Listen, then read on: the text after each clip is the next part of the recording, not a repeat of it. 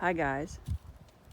So I've been, like I've been doing these little farm homestead videos, and I've been doing some work, right, around the farm. I've been doing some farm chores, right. So I went up and I've got this real steep bank here on my driveway, and I want to prep that ground to grow something. I don't know. I've got these garden beds here that I've made out of pallets. Let me show you here.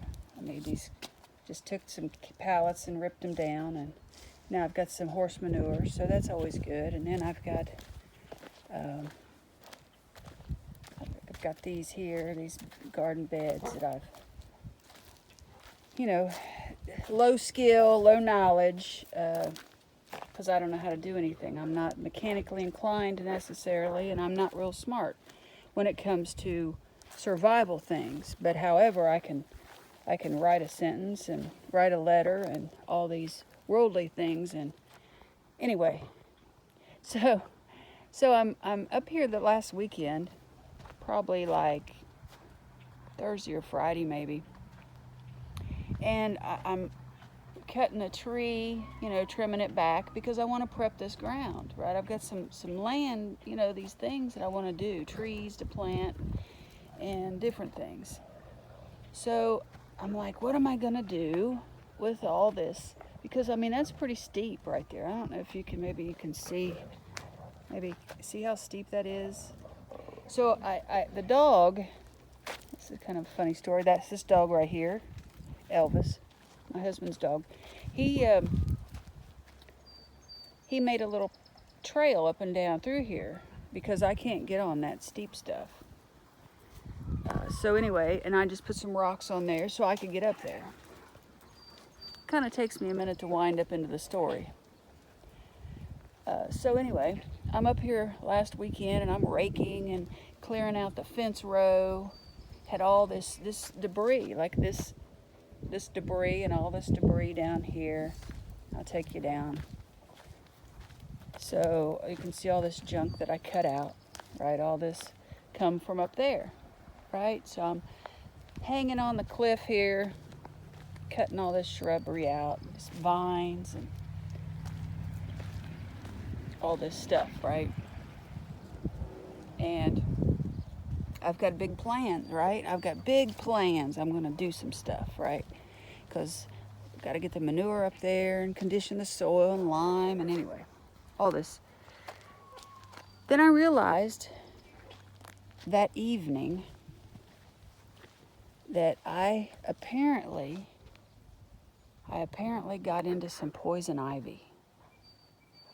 And last April, when we were all on quarantine, I got into poison ivy, and it was really, really bad, and actually has scarred my hand, my arm actually scarred my arm. I'm not sure if you can see it. Let's see if I can get it here. Maybe I can get the sun on it. Not sure if you can. Might not be able to see it. Anyway, so it scarred my arm last year, and I had this poison ivy for a really long time, maybe weeks, almost a month maybe. Well, I got into it again. I don't know if you can see that. And I've got 3 spots. I've got this spot, and then I've got this little spot, and then this other spot on this side. So I've got this poison ivy problem on my arm, and it's really itchy, right? And I can't hold the phone and my point at the same time, but like this part right here, you can see is like secondary infection. Let's see if I can do this with my hand. I'm not doing well here I'm not doing well. Anyway, like the main spot is a spot, but up here, up toward my wrist, is like a secondary infection from scratching. So what occurs is, like in the middle of the night, it just starts itching for no reason, like I'm sleeping or whatever, and it just tremendously, it itches uncontrollably. And I know that if I scratch it, it's going to get really bad, because last year I scratched it and it was really bad. And so I struggled now for the last few days. And I think the Lord put on me a parable of the poison ivy. And I'm going to liken it to our sin problem. It was not my intention to get up into the poison ivy, which I'll relate to sin.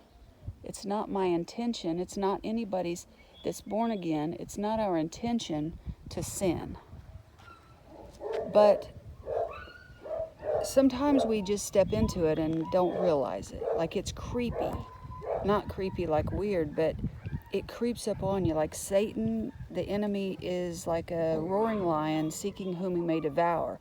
So he's subtle and he sneaks in and he gets you when you least expect it, right? So this poison ivy snuck in on me. And then when I was aware of it, I'm like, uh-oh, I got a problem, because this is going to be bad if I scratch it. If I scratch it and inflame not only the sore itself, but all the tissue around it. I'm not sure if you can see that, but there's like these little seeping sores where I have tried to not scratch it, but still kind of scratch it. And anyway, so the sin sometimes that we find ourselves in, even after we struggle not to do it, we end up in a situation that is sinful. So we've got to get out of it. We have to stop it and not allow it to go into an extreme situation. So if I would have continued to scratch my arm, which it's going to be difficult because I get these attacks, like spiritual attacks. I get these attacks in the middle of the night, and it's like, oh my goodness, I've got to scratch this thing. And, then my fingernails and all that, it's going to cause me a big problem. So I have to resist it. I have to resist the intense itching.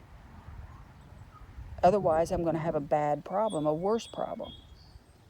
And our sin nature, if we step in sin and find ourselves in a situation, we've got to get out of it. We have to resist the devil and let him flee from us. We have to resist it. We have to stop it. We cannot go any further into it. We can't allow it to continue, or we're going to have really bad problems. And that's kind of the parable of the poison ivy. It's not, sometimes, when we repent and we keep our garments clean and white, and we, try to stay straight and walk that narrow path, sometimes we still struggle with something. Like something rears its ugly head, maybe that we've put away, that we've, know it's a problem and try to avoid it, but yet we find ourselves in some type of a situation. So, that's the daily struggle of somebody that's walking the narrow righteous path. And when we discover that we have a problem, we don't endeavor into it any further. We have to literally get away from it, or it's going to be really bad, really bad. It's going to leave scars, right?